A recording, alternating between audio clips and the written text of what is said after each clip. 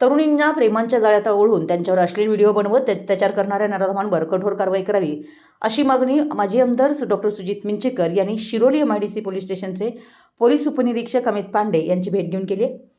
शिरोली पुलाची येथील शाहिद संदे आणि शाहरुख देसाई यांनी तरुणींना प्रेमाच्या जाळ्यात ओढून त्यांचे लैंगिक अत्याचार केल्याचा धक्कादायक प्रकार नुकताच उघडकीस आलाय.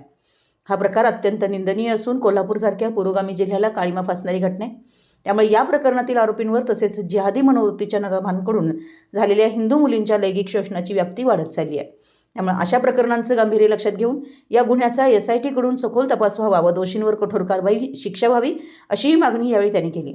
दरम्यान यावेळी माजी आमदार डॉक्टर सुजित मिंचेकर यांनी सदरचं प्रकरण ताजं असतानाच काहींनी हिंदुत्ववादी व बजरंग दलाच्या कार्यकर्त्यांवर पिस्तूल लोखून या प्रकरणात पुढाकार घेऊ नका असं धमकावण्यात आलं होतं. या संबंधित व्यक्तींचा शोध घेऊन गुन्हे नोंद करावेत असं सांगितलं. या संवेदनक्षम प्रकरणात समाजात शांतता टिकवून ठेवण्याचं आवाहन केलं.